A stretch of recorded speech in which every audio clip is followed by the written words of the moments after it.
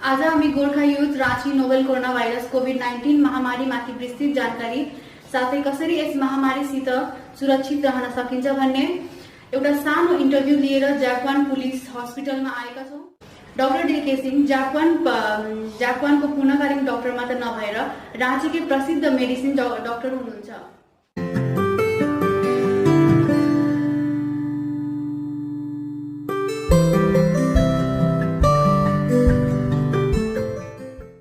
अब हामी उहाँसँग अन्तर्वार्ताको श्री गणेश गर्न गइरहेका छौं। सर, कोरोना वायरस क्या है? कोविड-19 एक नोवेल वायरस है। नोवेल वायरस हम लोग इसलिए कह रहे हैं कि क्योंकि इसके बारे में हम लोगों को पहले से बहुत ज़्यादा कुछ जानकारी नहीं थी। ऐसे कोरोना वायरस बहुत पहले से है। इसके पहले भी ये चाइना में एक बार संक्रमण कर चुके हैं। एक बार 2011-12 के आसपास में मिडिल ईस्ट में भी हुआ था, जिस समय लोगों ने कहा कि ये कैमल जो है ऊँट के द्वारा संक्रमित हुआ था। उस समय हम लोग MERS सिंड्रोम कहते थे इसको। अभी जो कोरोना वायरस हुआ है ये थोड़ा म्यूटेड है। बहुत अच्छे से हम लोग इसके बारे में नहीं अभी भी कह सकते हैं कि ये एक्चुअली आया कहाँ से है, बैट से ओरिजिन है, पेंगुइन से है, या जो मछली का फिश अभी जैसे आप पढ़ी होंगे कि लोग चाइना के वुहान में लोग सी फूड एरिया में लोग जाने से डर रहे हैं कि सही में वहीं से शुरू हुआ या चाइनीज लैब से शुरू हुआ। इसके बारे में मैं कोई एकदम किसी ठोस प्रमाण के साथ में ये नहीं कर सकता। मतलब कैसे फैला वो अभी तक कंफर्म फैला कैसे, ये म्यूटेड होकर के आया, लेकिन म्यूटेड होकर आदमी के अंदर किस तरह से प्रवेश किया वो कंफर्म नहीं, ये बहुत ज़्यादा कंफर्म नहीं हो पाया। लेकिन बहुत सी तरह की जो मैं 3-4 चीज़ आपको बताया है, इन सब चीज़ों के बारे में है। इन सब चीज़ों के द्वारा ये शुरू हुआ। और ये कोरोना वायरस का बेसिक सिम्टम्स क्या होगा? बेसिक सिम्टम्स तो देखिए, ये जो है कोरोना वायरस भी एक तरह का फ्लू का ही सब सिम्टम है। जो भी है, जैसे आमतौर पे एक आदमी को फ्लू होता है तो उसको जैसे सर्दी खांसी होना, बुखार आना और उसके बाद में फिर ख़त्म हो जाना। अक्सर जो हम लोग जो फ्लू होता है वो 2.5-3 दिन में ख़त्म हो जाता है, लेकिन इसमें ये चीज़ नहीं हो रहा है।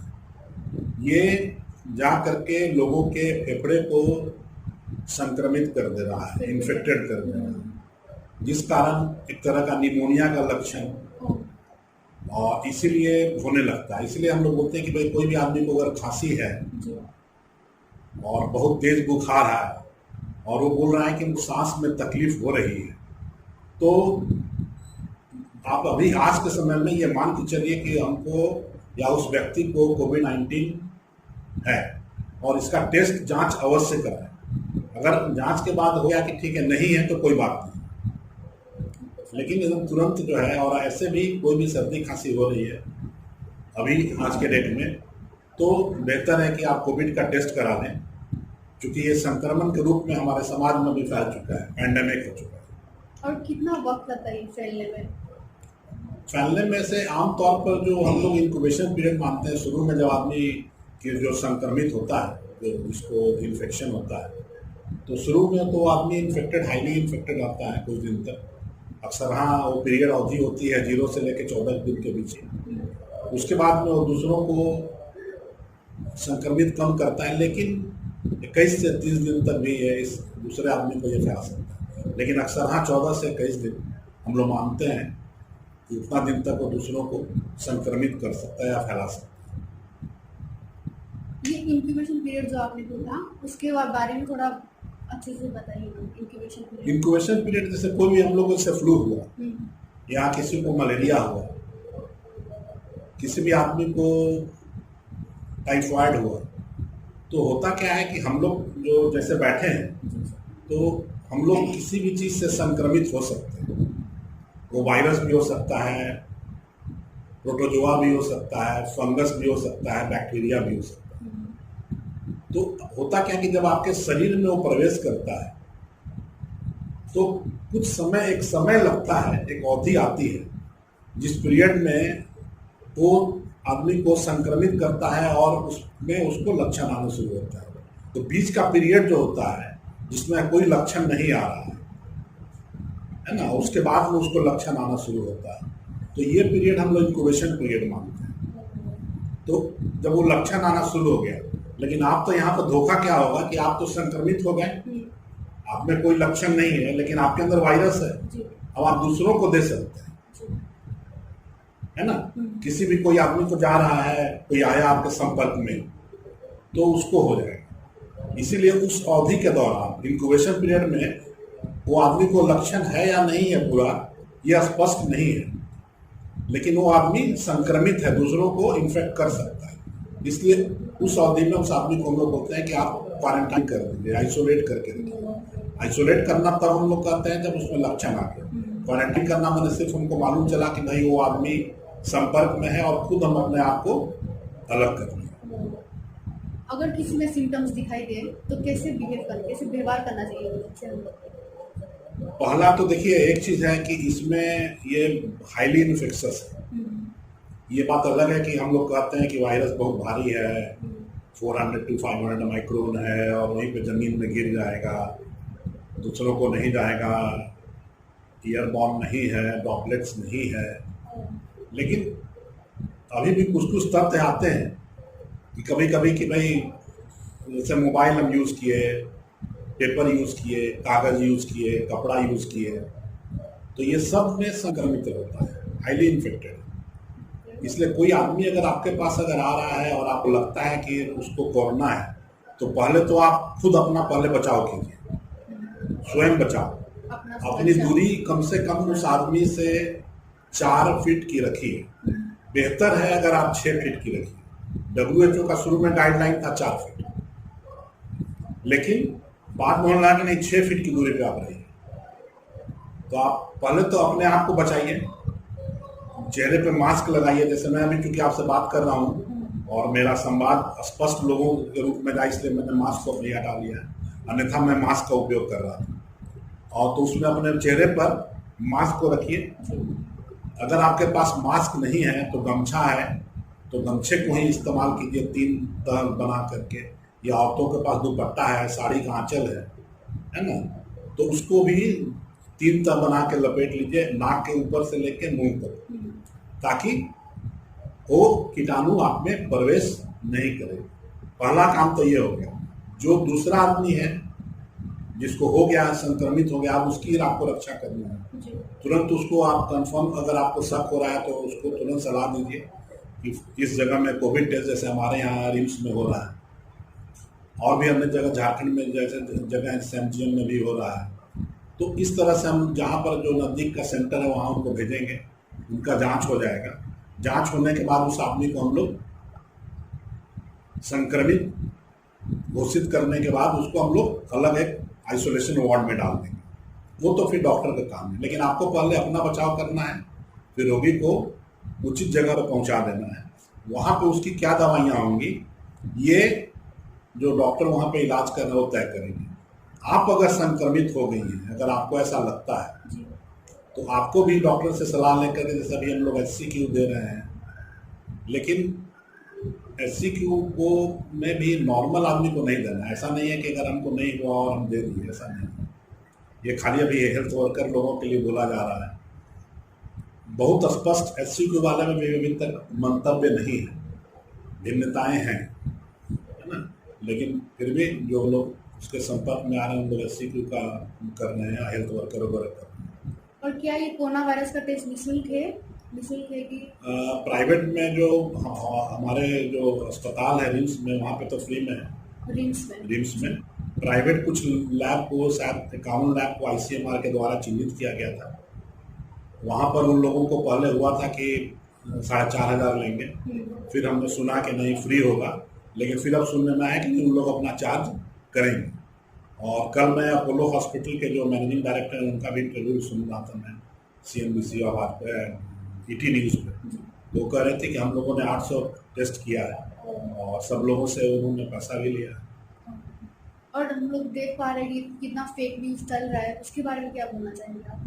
पहले तो फेक न्यूज किसी भी संबंध में, ये तो बीमारी है जो आदमी को मानसिक रूप से, शारीरिक नहीं मानसिक रूप से, ऐसा इंग्लैंड में दिखा गया, एक स्टडी लोगों ने किया, लैंसेट जर्नल में आया भी था और हम बहुत लोगों को उसको पोस्ट भी किए थे। तो उसमें ऐसा देखा गया था कि करीब करीब 13% लोग जो है मानसिक संतुलन खो रहे हैं, 33% लोग मानसिक डिप्रेशन में जा रहे हैं। हाँ जी, सुसाइड सब कर रहे हैं। और इस तरह से और भी कुछ परसेंटेज है जिसमें लोग मानसिक बीमारियों से ग्रसित हो जाते हैं। इसीलिए किसी भी तरह का इस तरह का फेक न्यूज़ हम लोगों को तो कभी नहीं देना चाहिए। कोई भी न्यूज़ किसी भी संबंध में तब आपके पास जब तक उसकी प्रमाणता नहीं है या आप उसकी ऑथेंटिसिटी नहीं प्रूव करते मत लीजिए। और ये तो खैर महामारी है जो आपको बहुत तरह से परेशान करेगी, है ना, परिवार को भी और आप किसी भी दूसरे आदमी को जिसको आप भेजेंगे अगर फेक न्यूज़, तो ऐसा तो कभी नहीं करें, कदाचित नहीं करें। बल्कि मैं तो हमेशा ही कहूँगा कि इस तरह का न्यूज़ डॉक्टरों के लिए छोड़ दें या सरकार के व्यवस्था के ऊपर छोड़ दें, या हमारे जो पत्रकार मित्रगण हैं उनको भी मैं कहूँगा कि कभी भी आपके पास कोई इस तरह का न्यूज़ आता है, जब तक आपके पास उसकी सत्यता नहीं है, न उसको लिखें, न छापें, न आगे फॉरवर्ड करें। और ये सैनिटाइजर का बात, ये भी इंफॉर्मेशन आया गया है कि नीम का पत्ता से भी यूज कर सकते हैं एज ए सैनिटाइजर, क्या ये सच है? मैं इस संबंध में बहुत ज़्यादा नहीं कह पाऊँगा, क्योंकि हम लोग जो है हम लोग mainly alcohol based sanitiser use करते हैं। और सबसे अच्छा है कि आप हाथ को साबुन से धोएं, जो सरकार या ऐड वगैरह में आ रहा है, आधा मिनट, 20 सेकंड या आधा मिनट अपने हाथ को रगड़िए, बहुत अच्छा हाइजीन देगा वो आपके हाथ का भी। कहीं भी बीच बीच में जब भी लगे कि हम किसी भी चीज़ को छू लिए, संपर्क में आ गया, हाथ को धो लीजिए। और हम लोग अल्कोहल बेस्ड ही सैनिटाइजर के बारे में बोलते हैं।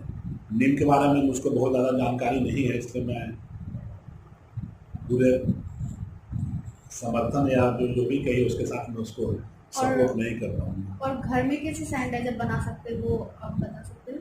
घर में सैनिटाइजर बनाने की विधि तो है कि आप अल्कोहल ले लें और कोई भी एक सॉल्वेंट ले लें, मैंने आइसोप्रोपाइल अल्कोहल एक आता है बाजार में, तो उसको ले लें और एलोवेरा या कोई भी इस तरह का लिक्विड जो हैंड को सूदिंग हो उसमें मिला करके 70% अल्कोहल को रखें, 70% रख करके बनाएं, तो सैनिटाइजर काम करेगा।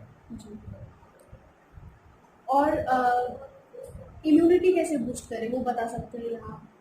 देखिए, इम्यूनिटी एक तो हम लोग इंडियन में इम्यूनिटी ज़्यादा है बाहर के लोगों से, क्योंकि आप जैसे होता है ना कि जंगली घास जो होता है मोथा, तो जंगल में छोड़ दीजिएगा तो बहुत अच्छे से फैलेगा, और केनिया ग्रास को बहुत बढ़ाना पड़ता है। तो हमारे यहाँ पॉपुलेशन है जो हम लोग बहुत फैले हुए हैं, हम लोग बहुत अनहाइजीनिक कंडीशन में रहते हैं। इस कारण हम लोगों ने बहुत से चीज़ों से अपने आप को इम्यून कर लिया है, नंबर 1। नंबर 2, कुछ हमारा जेनेटिक कंस्टिट्यूशन भी है जो वहाँ से भिन्न है, जिस कारण भी हम लोग कम इन्फेक्टेड हो रहे हैं। और इसको डेवलप करने के लिए आप जरूर जैसे प्राणायाम कीजिए, व्यायाम कीजिए, एक्सरसाइज कीजिए, जिसमें आपका वाइटल कैपेसिटी, लंग अच्छा हो, अच्छा खाइए फल, विटामिन सी, नींबू, इवन जैसे अभी च्यवनप्राश बोल रहे हैं उसमें बहुत अच्छा पौष्टिक तत्व मिला हुआ है, इन सब चीज़ों का सेवन कीजिए। मतलब गर्माहट से नहीं, फिर ज़्यादा गर्माहट वाला बड़ा मुश्किल है ये कहना कि गर्मी से कोविड खत्म हो जाएगा। अब ऐसे कुछ लोग बोल देते हैं कि मर जाएगा, लेकिन ये बड़ा डिफिकल्ट है, क्योंकि सिंगापुर में भी जहाँ ब्रेक हुआ, यानी सिंगापुर में वहाँ तो टेम्परेचर ऐसा नहीं कि बहुत कम है, वहाँ भी लोगों के अच्छे तादाद हैं। और हम लोग का अभी तक इतना गर्म है, ऐसा तो नहीं कि ख़त्म हो गया, गर्मी बढ़ भी रही है, तभी भी हम लोग देख रहे हैं केसेस जो है इतना सरकार के प्रयास के बाद, मतलब समझिए कि प्रशासन इतनी मुस्तैदी से लगा हुआ है, सरकार इतनी मुस्तैदी से है लगी हुई, तभी कुछ लोगों की नादानियों के कारण ये बीमारी तो फैली जा रही है। और जैसे हम लोग ऐसे काम करते, आप काम करते हैं तो घर जाके सबसे पहले क्या करते हैं? मतलब घर जाके सबसे पहले मैं अपना मास्क हटाता हूँ, जैसे अभी हटा लिया हूँ, और मास्क हटाता हूँ और फिर हाथ धोता हूँ। हाथ धोने को फिर मास्क को पीछे से पकड़ कर धूप में टांग देता हूँ, 1-1.5 घंटे कम से कम। वो अगर धूप में रह गया तो ठीक है, नहीं तो इस मास्क को मैं ले जाके बंद करके रख देता हूँ, ताकि दूसरे दिन मैं दूसरा मास्क का उपयोग करूँ। ये मास्क मैं फिर चौथे दिन ही यूज़ करता हूँ। चप्पल वगैरह पहन के जाता हूँ, जूता उसको बाहर खोल देता हूँ और साबुन से वही जो मैं आपको बताया आधा मिनट तक हाथ धोता हूँ। चेहरा वगैरह एक बार आदत ऐसे भी है, घर पहुँच के धोने की तो धो लेता हूँ, कपड़ा बदल लेता हूँ। और ये पालतू जानवरों को फैलता है कि नहीं? कुत्ता हुआ, बिल्ली हुआ? कुत्ता बिल्ली का तो ऐसा कुछ नहीं है। बैट का हम लोगों ने पढ़ा है, कैमल का पहले था, और वो जो पेंगुइन वाला बतला रहे थे, कुछ फिश वाला भी कितना हद तक सही है ये भी हम लोग कुछ ऑथेंटिकली नहीं है, लेकिन बैट में लोगों ने इसके लक्षण पाए हैं। और उस समय जब सऊदी अरब में हुआ था मिडल ईस्ट वाला, उस समय हुआ था तो कैमल में लोग पाए थे। तो हम लोग अभी भी देख पा रहे हैं कि बहुत कोई नहीं मान रहा है, ये पालन नहीं कर रहा है ये सब, तो वो लोग को क्या बोलना चाहेंगे कि पालन करे कैसे? वो लोग अभी भी जिद में है कि कुछ नहीं होता है, ये नहीं होता है। असल में होता है, इसमें उन लोगों की अज्ञानता है जी। अज्ञानता ये है कि आप वो चीज़ नहीं कर सकते हैं जो आपके दिमाग को गंवारा नहीं है या जानता नहीं है। हाँ जी। अगर आप इस चीज़ को मान लीजिएगा, जैसे आज हम मान लेते हैं कि भाई ये पत्थर भगवान हम पूजा करने लगते हैं, हम मस्जिद में चले जाते हैं और सोचते हैं कि ऐसे कर लेंगे तो अल्लाह हमको आशीर्वाद दे देंगे, क्योंकि हमारे ये दिमाग में बैठा हुआ है। जिस दिन अज्ञानता इस चीज़ के प्रति हमको नहीं है, हम जानते हैं कि ऐसे करने से हमको ये चीज़ की प्राप्ति होगी। यहाँ पे उन लोगों ने इस चीज़ों को नहीं देखा है, देखा नहीं, इसलिए विश्वास नहीं कर सकते। अगर ये जब चीज़ों को जान जाएंगे, समझ जाएंगे, तो ये सब चीज़ें नहीं आएंगी, इस तरह की दिक्कतें नहीं होंगी, और ये हमारे नज़र में तो मूर्खता के अलावा कुछ नहीं है। मतलब कोरोना वायरस का मतलब है कि अपना सुरक्षा अपना हाथ में, एकदम खुद का सुरक्षा अपनी सुरक्षा ही दूसरों की सुरक्षा है, और दूसरों की सुरक्षा ही अपनी सुरक्षा है। एक संदेश संदेश दीजिए सबको कि क्या सही है क्या गलत, और आपको लगता है कि ये जल्दी से जल्दी खत्म होगा कि? अवश्य, कोई भी चीज़ बहुत दिन टिकती नहीं है जी। खासकर खराब चीज़ बहुत दिन रहती नहीं है। और मैं कोरोना के संबंध में सिर्फ एक ही चीज़ कहूँगा कि देखो भाई, कोरोना तो है लेकिन इससे डरो ना। जी। कोरोना से तुम डरो ना, लेकिन अपना बचाव तो करो ना। जी। कोरोना से डरो ना, लेकिन अपना बचाव तो करो ना। आप हम लोग को टाइम दिए, थोड़ा सा भी टाइम दे दिए, उसके लिए बहुत बहुत थैंक यू। हम आपके बहुत आभारी हैं कि अगर सही में मेरे इस मैसेज से समाज के कुछ वर्ग जी को भी फायदा पहुंचे और लोग सही में कोरोना के प्रति सचेत हो जाए। मैं शंकर प्रधान, नर्सिंग पुलिस और जयपाल पुलिस अस्पताल में नर्सिंग सहायक के रूप में कार्यरत हूँ। और पुलिस कर्मियों को छुट्टी खत्म होने पर आ रहे हैं, वो लोग को क्या बोलना चाहिए, क्या करना जो भी चाहिए? एब्रोड इंडिया से बाहर जिससे हमारे यहाँ पर अधिकांश सिपाही के काउंसिल है, वो अवकाश में जाने वाला अवकाश से अपने समय को वापस आना। तो वैसे गर्मी अथवा दार्जिलिंग या कोई भी जो ज़्यादा इन्फेक्टेड एरियाज हैं हमारे स्टेट से बाहर, उस एरिया से जो भी पुलिस कर्मी छुट्टी जाकर वापस आ रहे हैं, उन्हें हम लोग उनकी शारीरिक जाँच किया जाता है। अगर उसमें कोई भी कोरोना से संबंधित कोई सिम्टम देखी जाती है तो उसको हम लोग तुरंत रिम्स ले जाके उन्हें पुराना से का जाँच वगैरह करवाते हैं। और जिसमें कोई सिम्टम नहीं है उसको भी हम प्रिकॉशन के तौर पर 14 दिन का क्वारंटाइन पर रखते हैं, और वो न किसी से मिलेंगे न किसी के संपर्क में रहेंगे। यही हम लोग अभी कर रहे हैं प्रिकॉशन के लिए। कोई नहीं मान रहा है कि मास्क नहीं पहनेगा तो कुछ नहीं होगा, ऐसा वो लोग को क्या बोलना चाहेंगे? देखिए, सरकार द्वारा हर प्रकार से जनता को कोरोना के प्रति जागरूक करने के प्रयास किया जा रहा है, लेकिन फिर भी बहुत लोग हैं जो इस चीज़ को नहीं समझ रहे हैं। तो जो भी ऐसे हैं उन्हें हमेशा कहना चाहूँगा कि वो अवश्य मास्क पहनें, क्योंकि ये बीमारी ह्यूमन टू ह्यूमन ट्रांसमिशन होने वाली बीमारी है। तो इसका बचाव सबसे पहले कि आप खुद को सेफ रखिए, तो उसके लिए आप मास्क अवश्य पहनें। और हम लोग देखते हैं कि हम लोग कहीं भी सार्वजनिक स्थान पर राशन पानी सब्जी लेने जाते हैं तो वहाँ पर हम लोग भीड़ लगा के सामान खरीदने लग जाते हैं, तो वहाँ पे हमको सोशल डिस्टेंसिंग मेंटेन करना।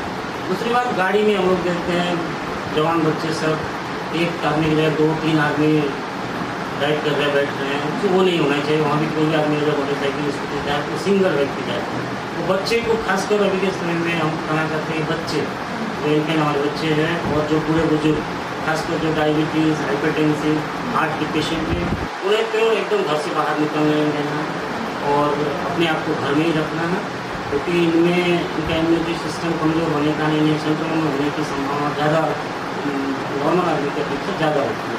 तो हम लोग वही कहते हैं, इस गाना जवान को संदेश देना चाहते हैं कि जवान इस चीज़ को सख्ती से पालन करें। वो खुद अपने परिवार का भरण पोषण कर रहे हैं, तो वो है तो उसका परिवार है, तो वो उनको खुद को संभाल के रखना है।